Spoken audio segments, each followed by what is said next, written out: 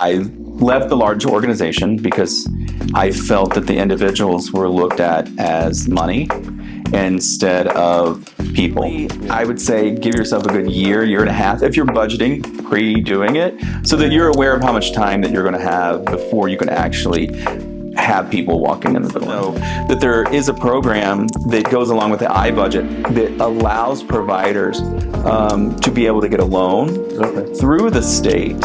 So you go to apply for Medicaid, and then you have to wait for your ATN to show up in the clearinghouse, and then you apply to the clearinghouse to be able to get access to pull your Medicaid level 2. What I would say to somebody who's never been in the field is, during the time frame that you're doing your application process, apply to work in a group home. Volunteer to work in a group home. Whatever you need to do, because you need to see what it's like before you have a group home, and then you are in culture shock because you have no idea what's going on. That, and the provider chooses who goes into their home. So it's not like just because you're behavior focused, you have to have whomever they pick. Like, you get to choose who's in your home, and you go meet them and make sure that they are somebody who's good with your environment, and that they're going to, mix with everybody else in the home and all that stuff. A good way to look at it is, for me, I think it's about 4 to 5 homes.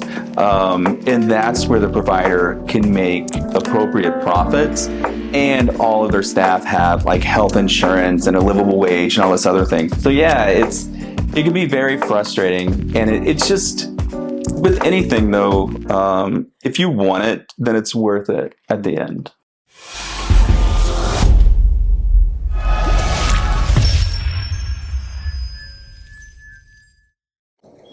Thank you for being here with us today, Bobby.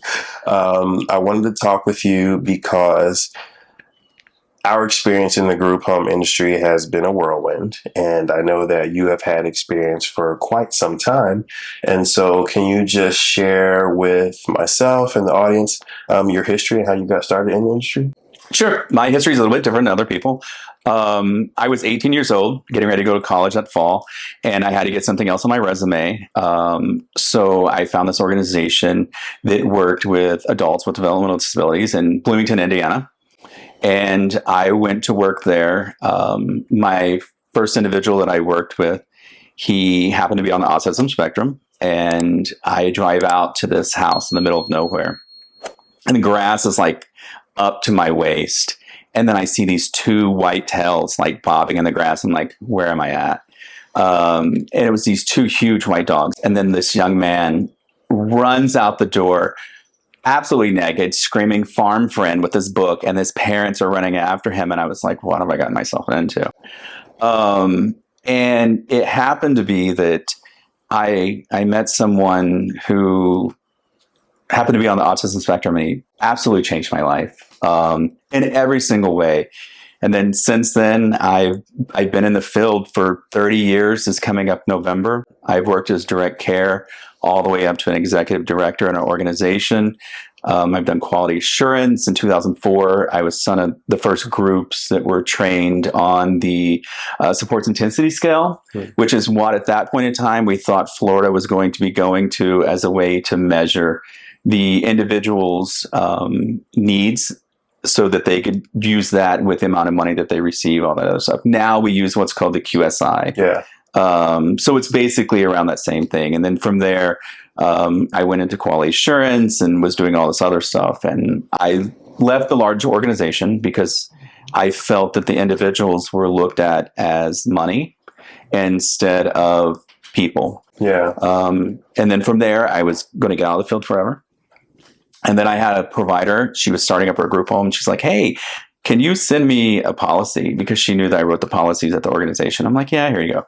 And then I had another one to do that. And I was just like, I should start charging you people. And they're like, yeah, you should. And so now I've been consulting for about 16 years and working with smaller organizations who still feel that individuals are first and foremost, and it's not about the money and that sort of stuff.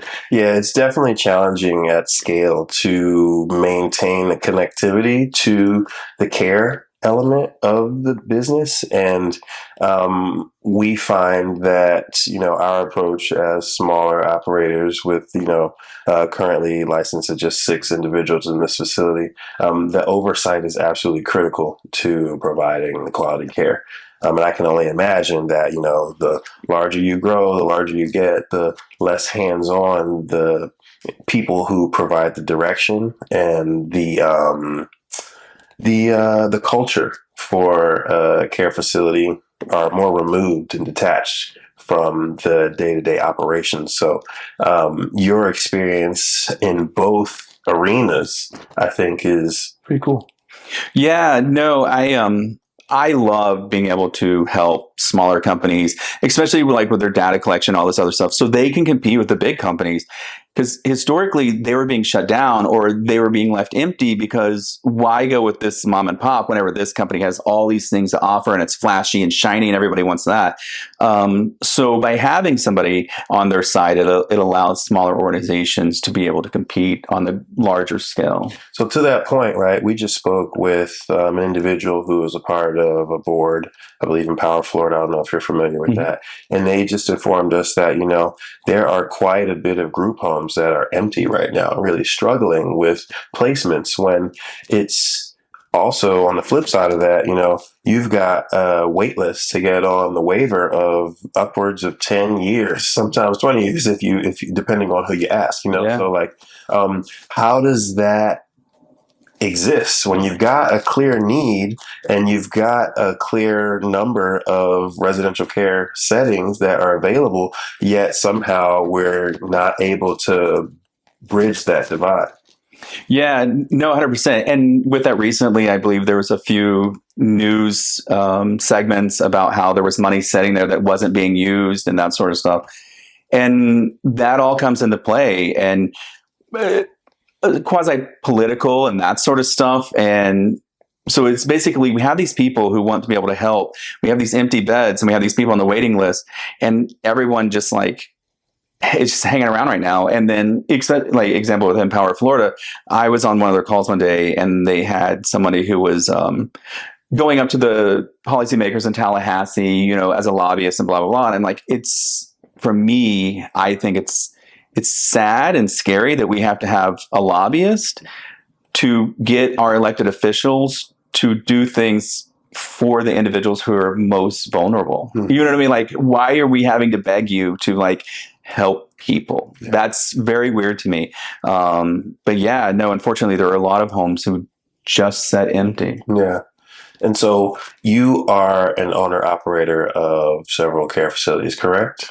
I have 2 homes that I work with as an administrative component with that. And then I consult with about 40 waiver providers in the Suncoast Central region on a monthly basis as well. Okay. And can you just also run through the list of services that you provide for individuals who are hearing your story and looking for assistance with stabilizing their business, with even starting their business? Sure. I go across the entire gamut I help people become waiver providers by helping them fill out their application, helping them with their policy manual, walking them through the steps of this is how you do it. This is going to take a while. So, all these different components.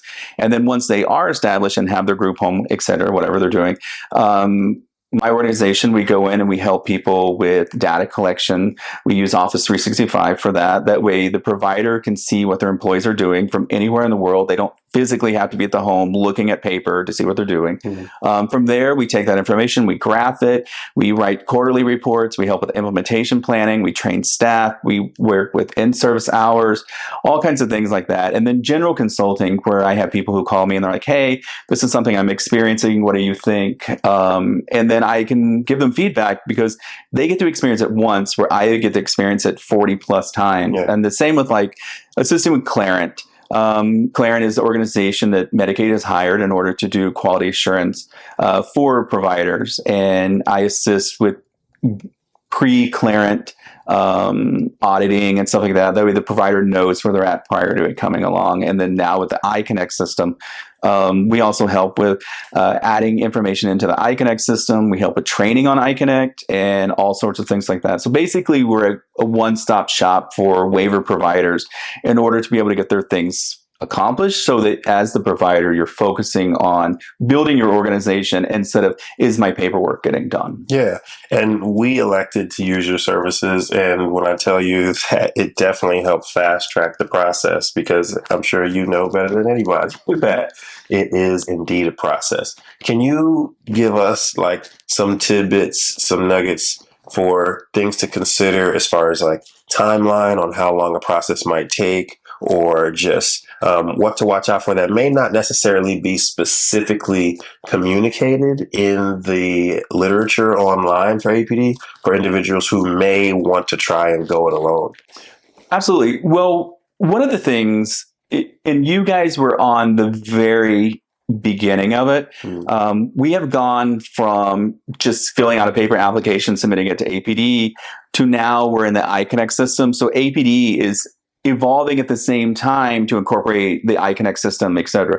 So when I tell people when we first start off is, give yourself 6 months or longer, because you have multiple steps that you have to go through, which require multiple people to sign off on, et cetera. So you're not only going through APD, you're going through ACA, you're going through the DCF clearinghouse. So all these guys have to approve you to do different steps. And then once you get approval, then you have to ask permission to access different things.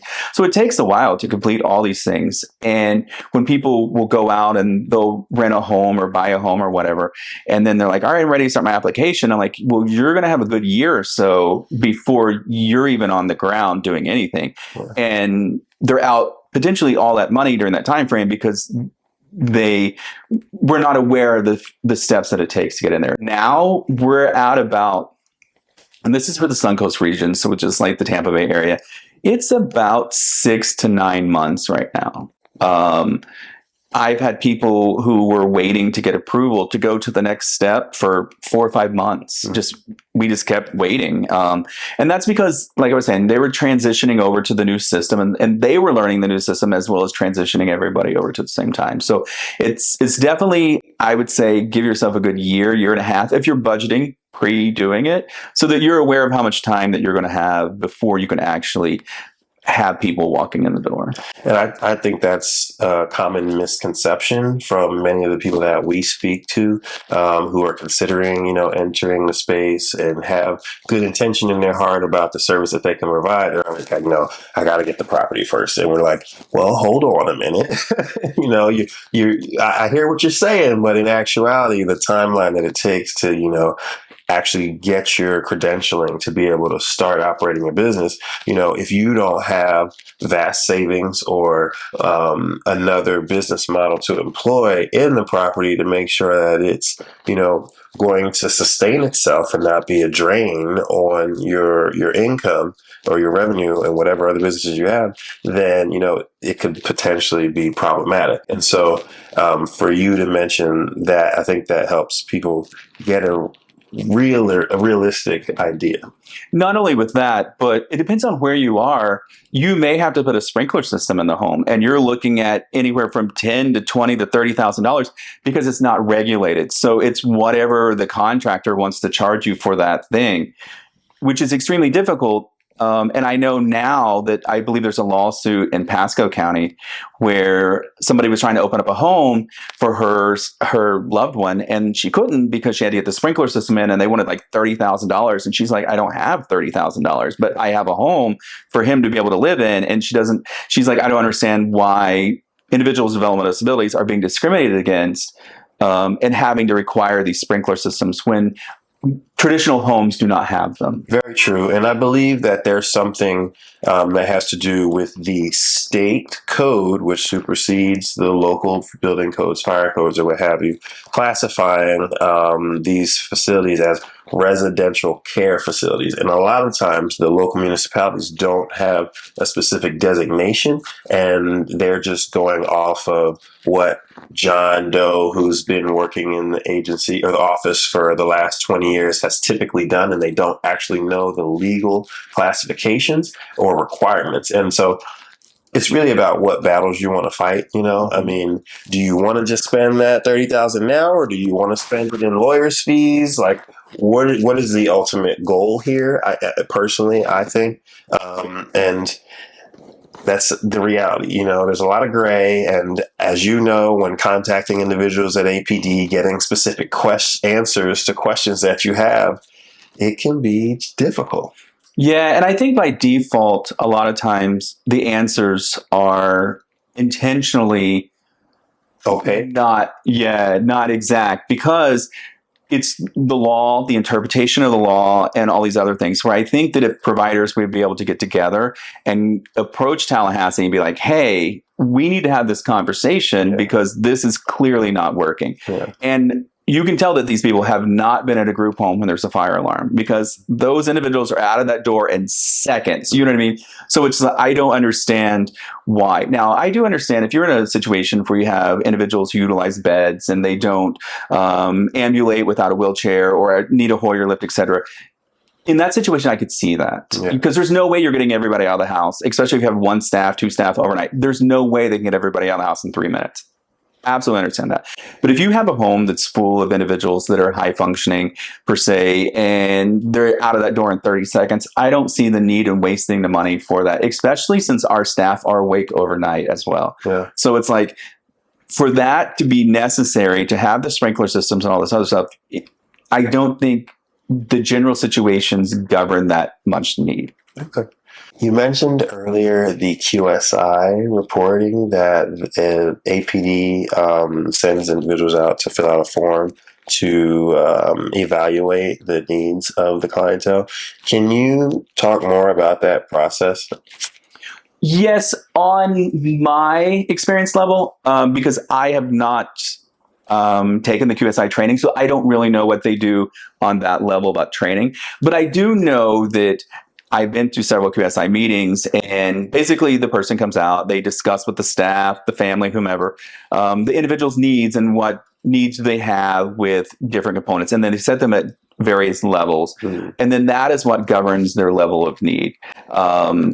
Traditionally, it's, hey, does Susie need assistance with her activities of daily living, bathing, all this other stuff. And the staff are like, yeah, we have to, hand over hand, et cetera. So then they write that information down. They take it back, whatever classification system they have. And then that's what produces the individual's level of need. Okay. So speaking to the individual's level of need, right? And there are many different ways to construct a group home in terms of like the needs of the clientele that you serve. And some people have misconceptions around the level of care or the condition of some of the individuals that are needing to be served in behavioral settings. Can you talk about how one could discern, their ability and their staff's ability to meet the varying needs of the clientele and the classifications that you have? Sure. Especially every home is licensed as standard. Mm-hmm. And then from there, you can get a behavior focused designation, or you can do a behavior enhanced or behavior intensive designation. And each of those different designations come with various criteria that have to be met.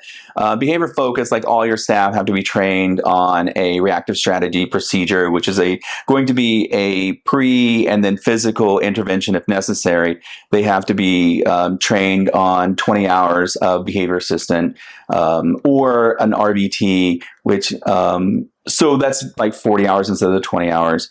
That's going to be your behavior focus. But if your staff are trained on these things and they are comfortable with these things, there's not going to be a situation that you're going to be put into that you cannot handle. Mm-hmm. And a lot of it is the component and working with the individual prior to them escalating to the need of physical intervention. And you also have to work with a behavior analyst. So everybody has a behavior analyst. You have a behavior oversight who makes sure the behavior analysts are doing what they're doing, et cetera. Mm-hmm. And then as you go up with the enhanced and the intensive, there's like a clinical director that has to be there, and they have to have a degree, and they have to be like X amount of years as behavior analysts, et cetera. So new providers are not going to be sent out as behavior intensive, not even knowing the field, and having somebody like ripping, the walls apart. That's not going to happen. You're going to actually, as you build out and get those different standards, you have to have the support staff in place. But one of the main things that I always tell everyone is, if your staff are comfortable with whatever reactive strategy program that you are running, you need to go back with them monthly, bi-monthly, whatever. Have everybody work it out together, do things as a group, and that you can do in trainings where how your clients are in the home. This is what Joey does. This is how we react to it, blah, blah, blah. And when they're comfortable with that, I'm not going to say it's easy, because nothing is easy, but it makes the situation a lot more manageable than what a lot of people just think. Yeah. And, I personally have seen what you're talking about, where you build a culture and you train and you rehash. And that's why I believe the residential setting is so critical to successful outcomes for a lot of these individuals that we serve, because you can have the more detailed, personalized approach that is needed for their success. Yes, that, and the provider chooses who goes into their home. So it's not like just because you're behavior focused, you have to have whomever they pick. Like, you get to choose who's in your home, and you go meet them and make sure that they are somebody who's good with your environment, and that they're going to, mix with everybody else in the home and all that stuff. So, yeah. To that point, Bobby, what would you say to an individual who is just starting out, who doesn't have the experience, the training? How would you tell them to build like a profile, or just like try to get an understanding of, things to be aware of, be mindful of, in order to, set themselves up for success? Because in the construction of our home, we were acutely aware of the lack of ability that we had from an experience standpoint, right? Now, we did bring on some staff members that were highly trained and highly experienced and had decades of service in the industry, right? But when you are the owner operator and you have the liability behind you, that inexperience still plays a role in your business's ability to, survive. And so I just want to know if you have any tidbits to share for those just starting out on how to construct a profile of saying, okay, here is something that I believe that my trained staff at this level of my own personal experience can deal with, and we can grow to be able to serve more individuals with higher needs. Yeah. So traditionally, people who come into the field as providers have already been in the field as like direct care. Okay. They've worked in direct care. They've done all this other stuff. They've saved back money, and now they want to become a provider. And then you have people who have the educational component. They come out of college and then want to be able to create the situation.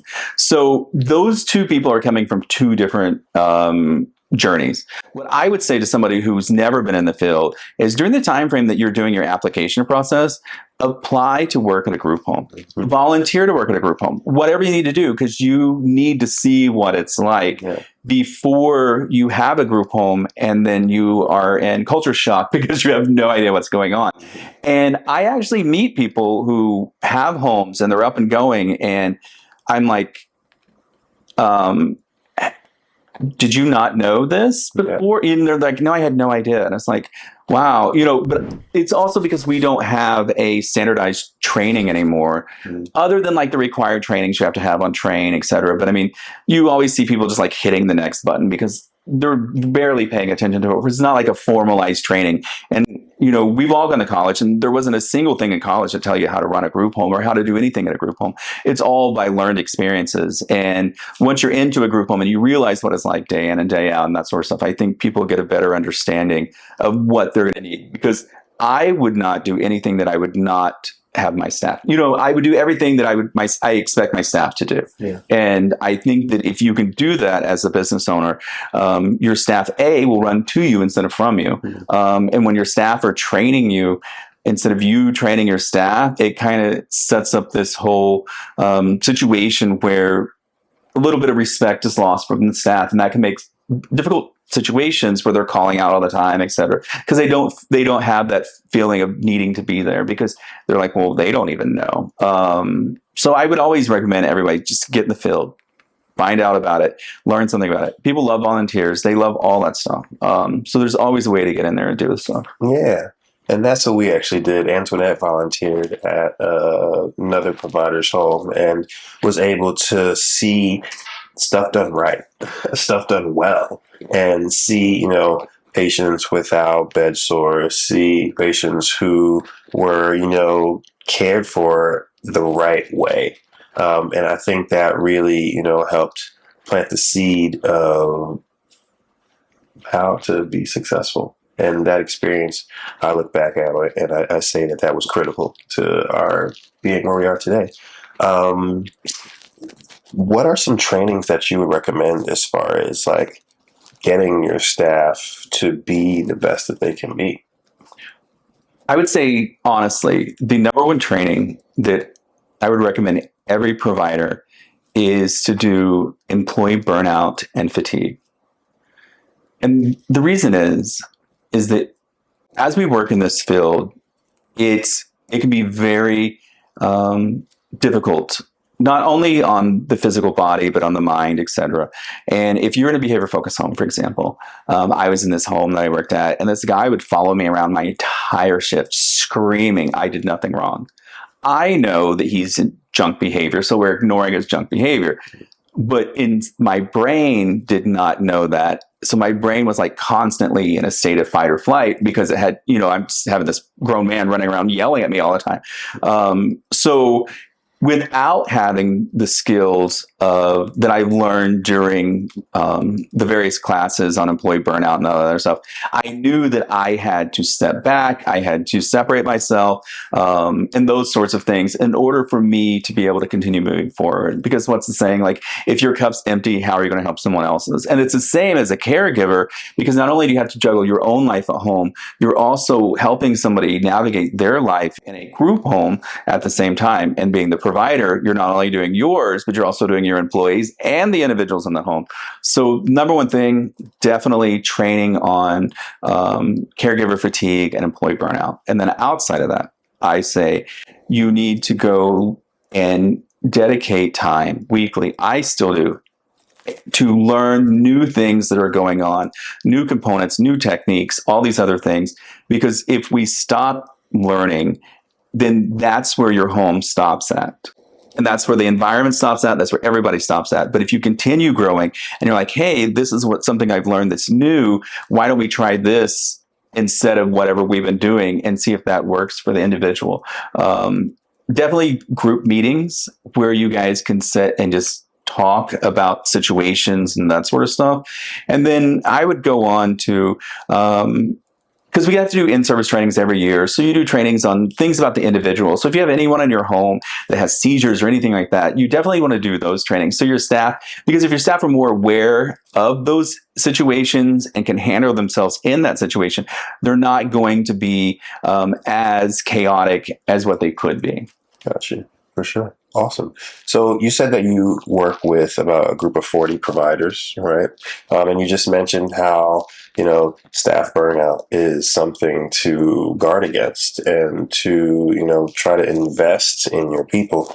Can you talk about the experience that those providers you work with are having with staffing their homes? Because we had, been told that staffing was going to be an impossibility, and it is a significant challenge right now. Can you just let us know what the lay of the landscape is, not only from a staffing perspective, but just from being an owner operator, a provider, and the outlook that the individuals that you're working with have? Sure. As far as staffing goes, what I notice is the organizations who treat their employees with respect, who pay them a living wage, who are rolling up their sleeves right beside of them. Those are the organizations where the employees are lasting longer. They're staying, I have 15 years, 20 years where they're employees. So they're only leaving because they're retiring. Mm-hmm. And then as soon as they have an opening, it's filled immediately. Mm-hmm. And then I have other providers that I've worked with where it seems like every other day there's turnover. And for me as a consultant, the difficult part is the moment when I'm having the conversation with a provider that it's you, Taylor, like you're the problem. It's not your employees, it's you, because we're expecting people to come in to assist with ADLs, to change, adult pull-ups, to be yelled at, to be hit, slapped, whatever. And then we're like, all right, so here's the minimum I could possibly pay you to do that. Well, that person now has to work for you. They got to leave. They got to go get a second job just so that they can afford their rent. And it makes it extremely difficult on everybody because that increases their stress. That increases the likelihood of abuse in the future, all these other things, where if you actually take care of your staff and you let them know that, you're someone for them to come to instead of run from, then staff stick along. But at the same time, staff know that, if they want off this weekend, but you can't get them off this weekend, they can just quit with you and on Monday apply to another provider and get a job because direct care are very scarce in that situation. Absolutely. Speaking of direct care being scarce, we haven't gotten into the Medicaid conversation yet. However, I just saw that there was a rule passed in June, July 8th, somewhere around there, where it's the new CMS rules around like an 80-20 rule, basically saying that providers, I don't know how it's going to affect us here in the state yet. And I believe it's not going to be going into effect until 2030. But apparently providers are going to be required to pay direct staff workers 80% of the revenue that they earn within a year, and 20% will be eligible to be for overhead and administration. I think in theory that sounds awesome, but a lot of times the overhead is more because when we were talking about having these other systems in place. So if you're renting instead of buying homes, you got that more and then rent goes up, etc. Now, I do believe that as a provider, you can afford to pay your staff a living wage. And maybe if you want more from that one group home as a provider, as in profit or whatever, maybe it's something you shouldn't be doing. Because a good way to look at it is, for me, I think it's about 4 to 5 homes. And that's where the provider can make appropriate profits and all of their staff have like health insurance and a livable wage and all this other things. But it's the provider. A lot of times providers have one home and that home pays the bills. So they're like, well, this is all I want, instead of expanding out and all that other stuff. Because when you have more, accounts to pull from, it's easier to be able to work with overtime and those other things than it is whenever you only have one account to work with. Absolutely. Can you also talk about some of the input costs that are affecting providers? Like we know here in the state of Florida, insurance is like the wild, wild west if you can get it. We talked about the staffing component. If you are renting, we know that, rent has gone up and up and up. And so, like you said, it sounds great in theory to be able to, pay your staff that 80% of the revenue, but in actuality, it might prove to be very challenging. Yeah. I mean, especially if you're looking at a smaller organization. So say you have like 1 or 2 clients in there and you're only pulling in like $100,000 a year. Well, $80,000 has to go to your employees and $20,000 goes to you. Well, why would you do that as a corporation? Nobody's going to do that. Nobody wants, like I got a company, I only make 20 a year. No one's doing that. So it's easy to create situations when you don't physically work in the situation. Yeah. So outside of those costs that you mentioned, we have food costs now that are going up. We have, people fighting, losing homes right now because they can't afford the new insurance spikes and all this other stuff. And with me being in the Suncoast region, we have all the homes that are like by the water and stuff. They're rethinking about where they need to be, and maybe they need to go more inland and all these other things. And then with the house being scarce and homes that were like 350 going up to 500 instantly, like those are all huge costs that people have to pay moving forward. So it makes it difficult. And then if you rent and then your landlord chooses to no longer rent to you, you also look at that and finding a new place, and rent's going to be even higher and those sorts of things. You got to look at overtime. Especially with us in Florida, we have hurricanes. If we have a hurricane and the ADT's closed, the school's closed, whatever, the staff are home 24/7. You have to pay overtime. You have to pay all these things out. And those things aren't really, I think, taken into focus because the people who make the rules don't experience them. Yeah. And we have hurricanes all the time. And it might not even be like a category, a named storm, but we have like these little micro situations that can cause, roof damage or really impact the home and knock out the power or just whatever. And your staff has to be there to support the individuals that you serve. And that can definitely prove challenging to a business model if you're not prepared for it. I want to talk about Medicaid. That seems to be a very challenging aspect for people to get over and to get qualified for. Any idea why? Well, I think that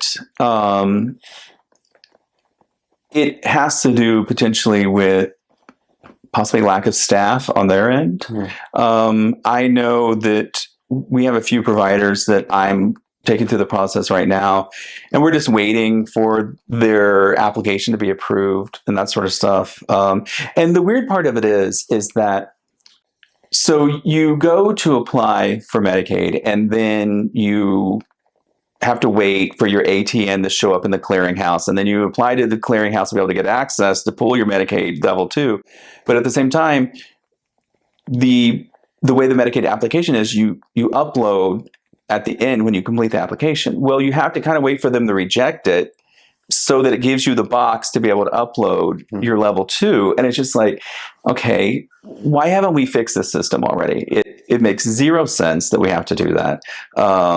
So that's another part that slows things down. And I'm assuming it's just governmental entities, and not saying that it's a negative thing, but it's the whole process and having to go through all those things where I think we're all used to how quickly we get information now, and we want everything to go that quickly. And as you know, if you go into a lot of governmental buildings and stuff like that, they're still running like Windows XP. You know what I mean? Like the computer is so old that they don't even know what's going on. And I mean, so yeah, it's a various things that go along with it.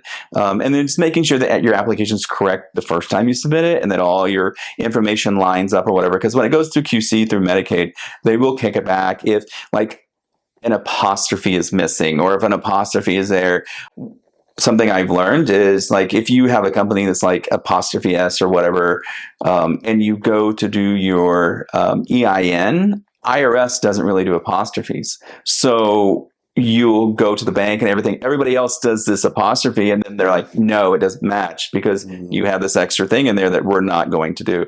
Or dots between your LLC, if that's what you did on your LLC, or if not, it has to be exact for them to approve it, or they're just going to keep bumping it out. Wow, that's stuff that you wouldn't know. Yeah. Right. Yeah. And then every one of those means you submit it, they receive it, they review it, then they, reject it. So you basically got to go in and check the site over and over and over again to see your status. And once it's rejected, I'm like, all right, now what are you rejecting this about? I had things where the agreement, they couldn't see the little numbers on the bottom left.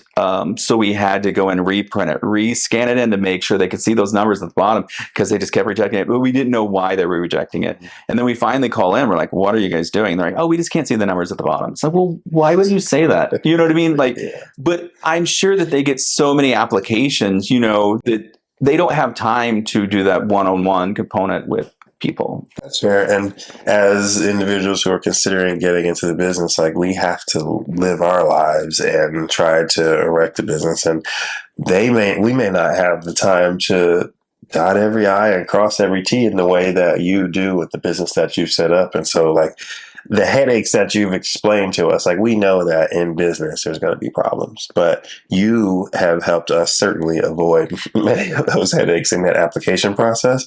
And I would highly recommend, that's why we're here talking to you today, your services for individuals in the state of Florida who are looking to get into the industry, because there is a lack of information and a lack of clear communication.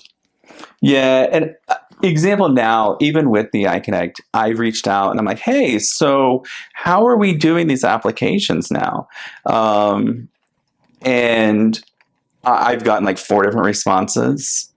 So when we do one of them, they're like, no, what are you doing? It's like, literally what you told me to do. Like, so I think that it's not even set in the stone. And I understand that APD is going through this whole transitional period. There are also, employees are retiring, all this other stuff, because nobody wants to do the iConnect, it's coming. You have to do it. For me, I think it's easy because I was a SharePoint developer in the early 2000s and I built these for people. So for me, it's literally just copying and pasting everything. But a lot of people who are older don't want to do this. I know that in the Tampa Bay area, I've seen a lot of people who are like, I'm not doing it. Like, I'm either retiring, I'm quitting, or whatever. So that's a huge component in it as well. I'm assuming with Medicaid, it's that whole idea. And for me, as a consultant, I will start somebody and then they go away for like 6 months and then come back like, how's my application? I'm like, who are you? You know what I mean? Like, I don't even remember who you are. Yeah. Just because life happens, and for everyone, life happens. And I've had people that are like working on the application for 3 years just because they had a baby in the middle of it and all these other things. And it's like, so by the time they're ready to submit it, everything's changed. Yeah. And they're like, what do you mean it's changed? Well, yeah, because we were doing this 3 years ago. Like, everything is changing. 6 months, everything's changed. Right now, it's changing almost weekly. Yeah. So it's very difficult when people are going through the process and they're like, well, why didn't you tell me this? Like, because I literally found this out 2 minutes ago. Like, I found it out when you did. So yeah, it can be very frustrating. And it's just... With anything, though, if you want it, then it's worth it at the end. With the recent budget increase that the governor signed for APD and how I believe they got a 10% increase across the board, we haven't really had many referrals, or at least referrals with medical needs come out recently. And I know that they just had the changeover of the fiscal year. Was it last July 1? Yeah. July 1, right? So they got a lot of work to do and they're clearly understaffed. We talk about it all the time, but what is your outlook for the agency's ability to, do good on this initiative of getting more people off of the wait list and onto the waiver and into homes? I believe that there are people in APD and in Tallahassee who truly want to be a positive catalyst for change. However, I think that there's so many different things into play. And the question, the fear of, are we going to go into managed care? What does that look like? Yeah. Who does that get rid of? Is it going to be the same as foster system where we have adults like sleeping in the offices of support coordinators because there's nowhere for them to go, like foster children, etc. I think that has a huge thing where people are just unsure. another component is it's the waiting list. And when someone passes away, I don't even know if they're adding them from the waiting list unless you're in crisis. And it's also a way of stating, you know, like my family will be in crisis if X, Y, Z does not happen. Back in the day, if you physically did not mention the word crisis, like nobody cared because they're like, well, you as a family member can handle your loved one. But whenever you're like, I'm going to lose my job, you know, X, Y, Z is going to happen, then that's when the person comes on crisis and then they get on the waiver and all that other stuff. And it's, for me, I don't know what criteria they use to move someone from the wait list to the waiver. But I've met people, I'm like, why are you on the waiver? You know what I mean? Because like they have a family home and the family's like retired. You know what I mean? Like, why are you here? Yeah. When I've seen other people for the moms like crying. And back in the day, whenever parents, if they wanted their child to be able to go into group home or whatever, they literally had to like abandon them at the hospital, get abandonment charges on them before the kid would go into the services, which was absolutely insane. And then if we had somebody we needed, like say they came to a new group home and we couldn't get into a therapist or a doctor in time, we had to take them to the ER in order for them to get their medications. Absolutely things that should not be happening in a well-oiled system. Yeah.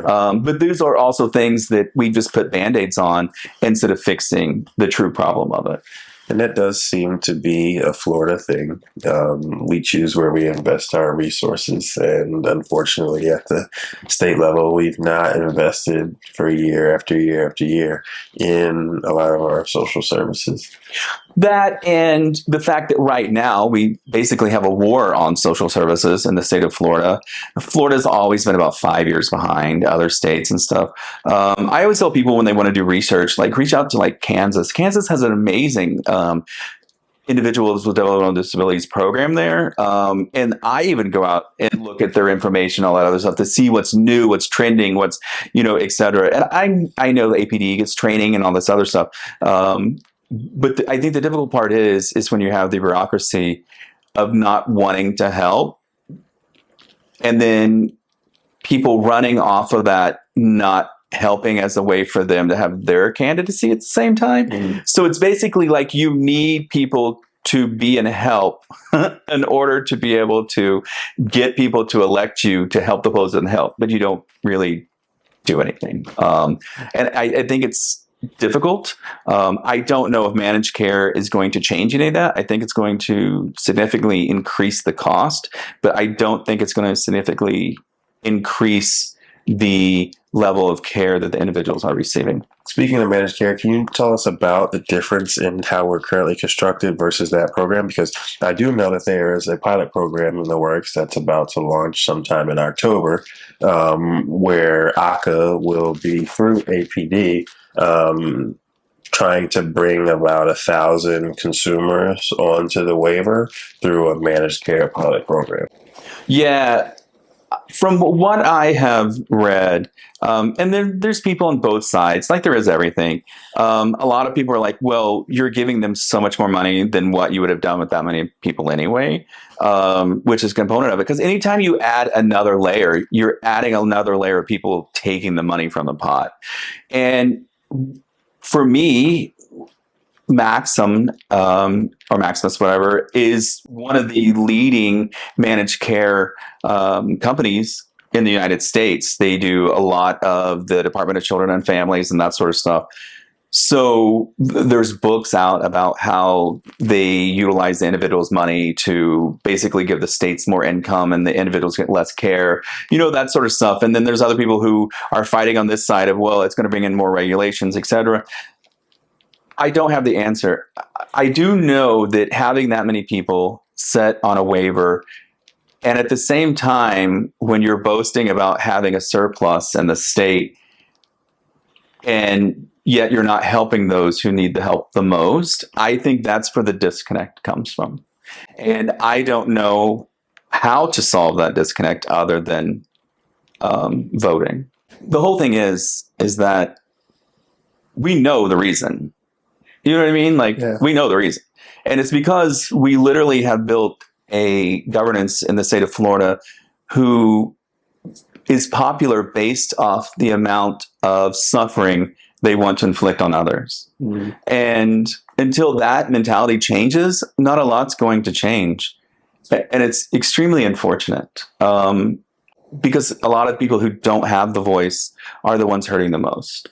To that point, though, the governor's wife did create this new interagency council. I can't remember the name of it. And there's a phone number, 1-800-HOPE, something to call to try to support members of the state who don't know where to start, right? Because we've been doing more marketing for our business just through Facebook groups and, recording testimonials of some of the parents that we've been able to assist. We actually did help one parent who was in crisis, who was on the verge of homelessness, who had been supporting her special needs child for the 20 years of his life when he wasn't supposed to live past, 2. Yeah. And we were able to guide her through a crisis placement, which APD will tell you it's supposed to take 45 days. Well, it took, 9 months.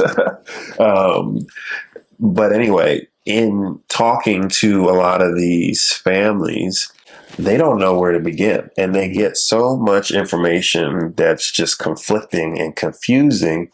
I do think that resource that the governor's wife set up is something that can add value, but I don't know that it's going to move the needle. Yeah, no, it's going to take a societal change to move the needle. And ever since Rick Scott, Florida has almost been on this whole survival of the fittest mode. And it's scary with me. I remember Rick Scott, and I remember when he ran with the Special Olympics torch, and then that night held a special counsel to cut benefits for adults with developmental disabilities. It's are you kidding me? It went huge. They booed him at the Rays game whenever he threw out the baseball, but on TV they muted it so you didn't hear them booing. We had clients that were standing outside with signs and stuff like that whenever he was at the Rays game. But it's always been that mentality. The individuals who need the most are the ones who don't really receive it. And then we have things for there's a $500 million Medicaid fraud. You know what I mean? And literally, and then we go to elect the man twice and then send him off to Congress. Well, of course, he's not going to want to do anything positive. And I'm sure Medicaid is not a very positive thing that he wants to work with. You know what I mean? And that sucks because as a collective, we are not that. Yeah. We are more than that. We are so much more, and so many different peoples and families and all their lives. Yet it's crazy. And then when people come from other states and they're like, yeah, I'm going to get on the waiver. And I'm like, no, you're not. You know what I mean? Yeah, we're planning for 5 years. Yeah. Do that. And I have a client here, her family moved up to Virginia and they got her on the wait list in Virginia. And they're like, it's going to be about a year before we get you into a home because they don't have enough homes. Where here we have homes that set empty, but we also have homes that set empty because the individual may have, they may have done something historically not in popularity with ABD or whatever. So they know not to give that person something. And back in the day, it used to be all about politics. And if you knew the person who was the not licensure, but the person who was sending out the applications, your home was going to fill up faster than somebody else's home. And then they moved up to Tallahassee for a while so that it would be non-biased. And then I believe it's back in local again. I mean, we had to submit SANS requests for funding that we were not receiving for our clients. And our waiver support coordinator didn't even know that we were eligible. And we had to scream from the top of our lungs for 12 months and get other providers to attest to the fact that we were eligible with these clients for her to finally be like, oh, okay, I'm sorry. And in that SANS process, the clinical team in our region had reviewed and completed theirs, but it had to go to Tallahassee and they had to wait for Tallahassee to weigh in on whether or not we would get approval there. And so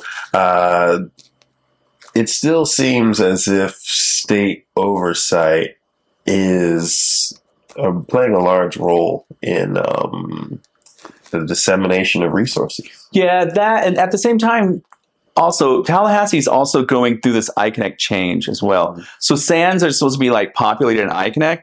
I don't remember when they got in there, but support coordinators wouldn't even really trained on the iConnect system, or so it's extremely difficult when you don't understand how to work a system, but you're supposed to file your information on that system. So a lot of times it was like, I don't know. But the whole thing was like, well, nobody's received it yet because you haven't submitted it through iConnect, which is how you have to submit it. I mean, we actually had to call in and we had to submit something through iConnect. I think it might have had to do with the sales process. And we submitted everything. Maybe it was a quarterly report. I can't remember. I think it was a quarterly report. We submitted everything through iConnect. We still printed it out, luckily. Yeah. Submit to them the old way. And they were like, yeah, just send it in anyway, because we don't really know what's going on. Yeah, like with me, with my quarterly reports and implementation plans, all that stuff, I create them all out in Word. Mm-hmm. And then I'm like, all right, so I'm just going to copy and paste them into iConnect, but I'm still keeping my word because if the electricity goes out that day, you don't have it. You know what I mean? Like you can get off your phone or whatever, or they don't audit you, whatever. But the whole thing is, it's like even APD, when they come out, they're like, no, we still want to see these things. And it's like, well, you can see them on iConnect. They're like, no, we still want to see them here. And that's because they don't physically want to go into the system and do it. Now, I do think iConnect does have some positive things. And one of them are the notes, because I can send the support coordinator a note of, hey, I need this support plan. It's time-stamped, everything. Then I can go back into that note weekly, whatever, and be like, hey, any update? Hey, any update? And I can see that they didn't even read it yet. So it allows me to have a timeline, especially with Clarent. And I'm like, here it is. Everyone can see this because it's here. And I was talking with a provider on my way here. We still have support plans we haven't received since June. And they have a quarterly report due in September. And it's like, we don't even know what the goals are. Yeah. Like, we hope they're around the same thing because we know we've been doing the previous stuff this entire time. And it's just like, what's going on? We've had support coordinators do. I literally walked a support coordinator through how to do a merge document and print a support plan because she didn't even know. And to that end, as a provider, you have to be all and do all and know all. Yeah. And a lot of it comes from lack of training, or lack of functional training. Maybe I should put that there. Because I sat through all those iConnect trainings, and for me, after the first training, I'm like, all right, this is the same thing over and over and over again, like literally for hours. And then I had to sit through like the 20-hour class. I'm just like, 2 hours every morning saying hello. You know what I mean? And then an hour and a half spending with everybody learning how to hit the raise your hand in the Zoom or the go to Teams or whatever that was called. Yeah. And it was just like, why are we doing this? There should be different classes for people in different stages. Because with me, I'm like, all right, I already figured out your entire system. Yeah. Like I'm over here working around in my own little sandbox, and they're like, well, you don't get a sandbox, we get one. I'm like, we're literally in it right now. Like, so it's difficult. Like, when even a lot of the people who train for APD in the Suncoast region have been providers or whatever, but like some of them never have been, and they're just professional trainers. Yeah. But if you don't know the ins and outs of the field, then that's what you get at the end. And I think to that point, a point that you made earlier, you're constantly learning. And the ins and outs, you can't possibly know them all. But if you build a network of people that you can rely on and bounce ideas off of and prior experiences off of, then you can give yourself a fighting chance. Yeah. And what I always tell providers is like, you get one Clarent a year.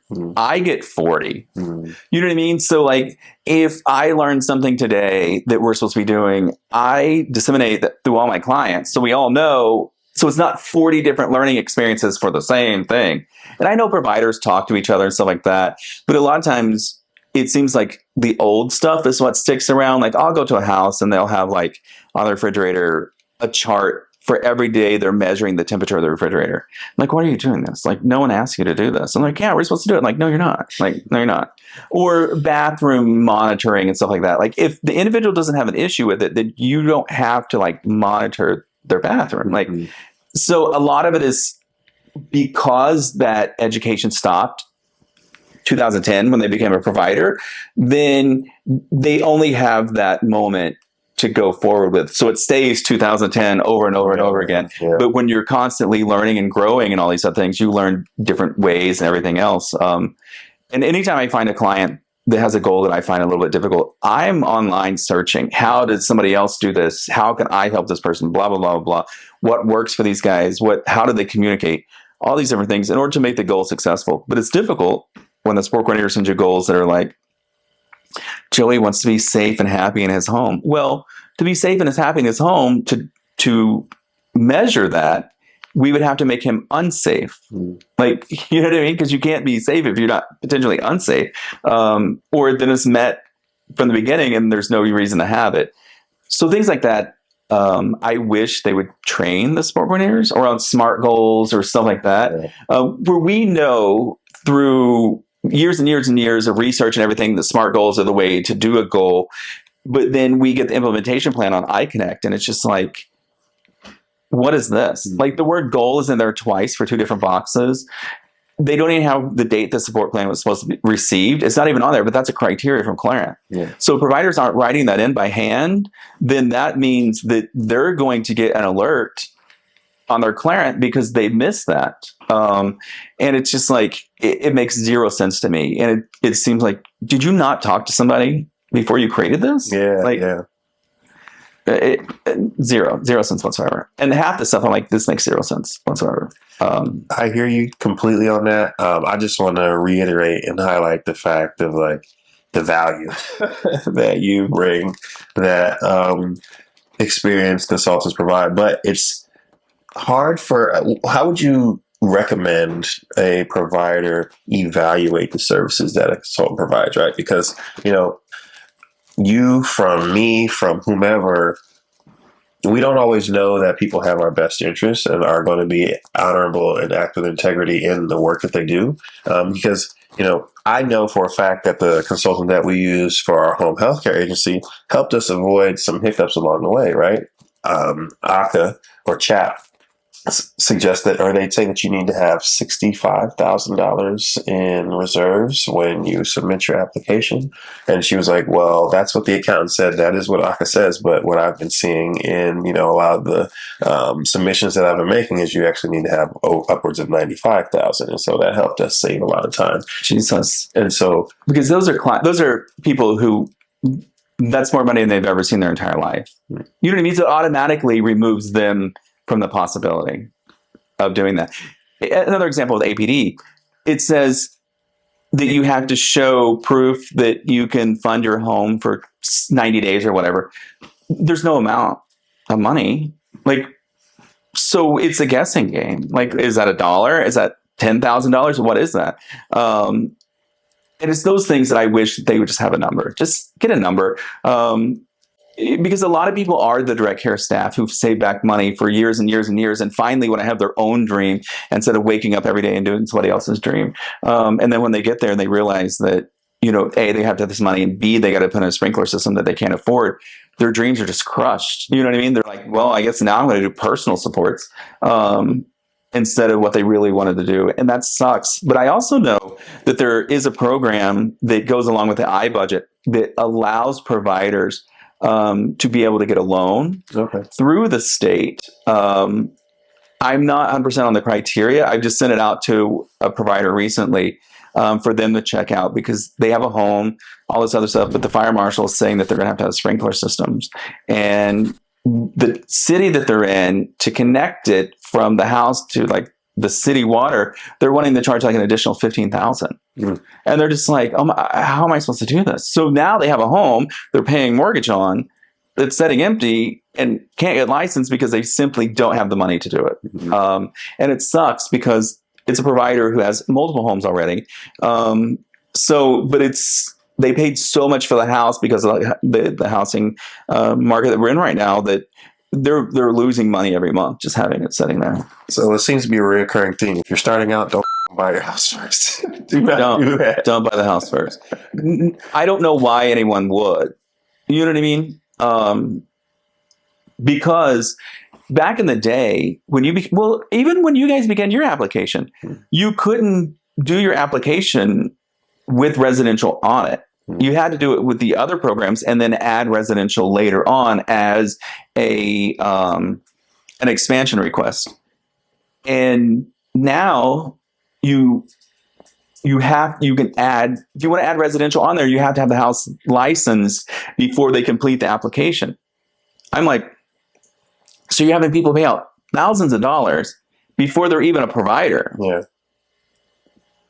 How does Like, who came up with this idea? Yeah. You know what I mean?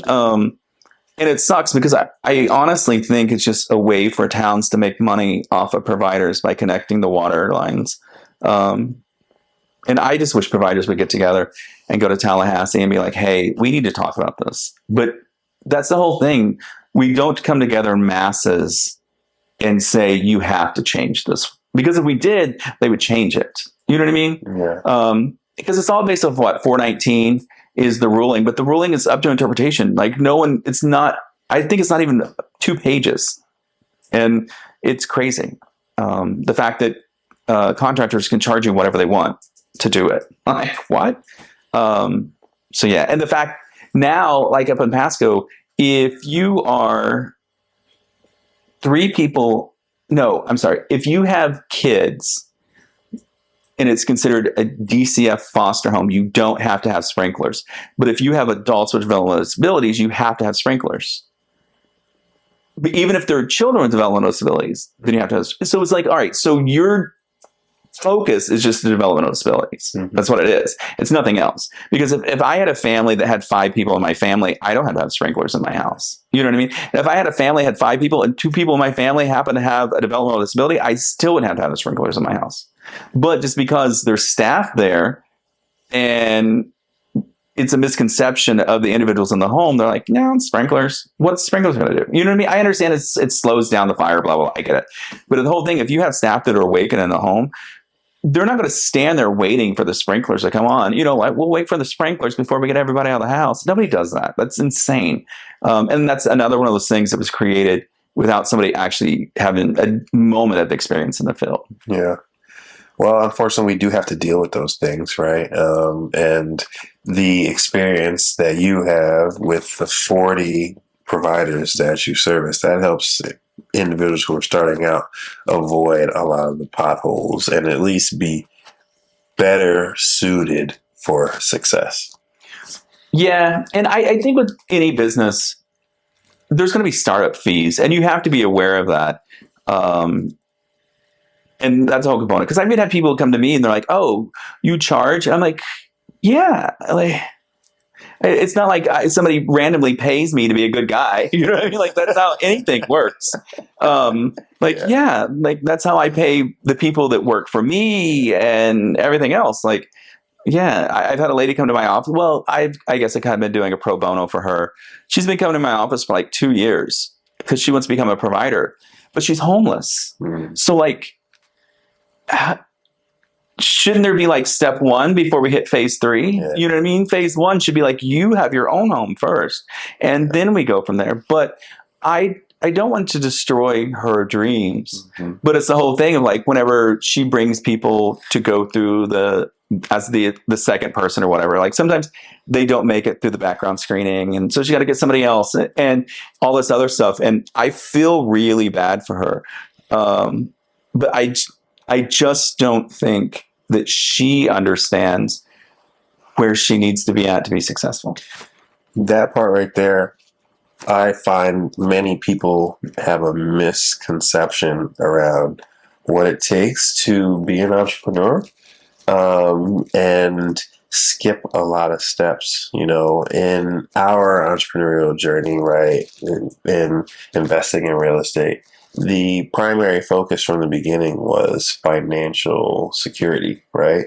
And budgeting and savings and building up a foundation of practices that would help sustain for the long term, right? Because having those big ideas, they're fantastic, you know, but like you said, before we get to phase 3, we got to start at step 1. Yeah. It's like the underwear gnomes, you know. Step 1, you know, collect underwear. Step 3 is profit. Nobody knows what step 2 is, and that's people just run around not knowing what step 2 is. Mm-hmm. And they have this idea like, I'm going to have my own company. I'm going to do this. I'm going to do that. Well, that's fine, but you need some information from point A to point B. Well, I think that puts a pin in it.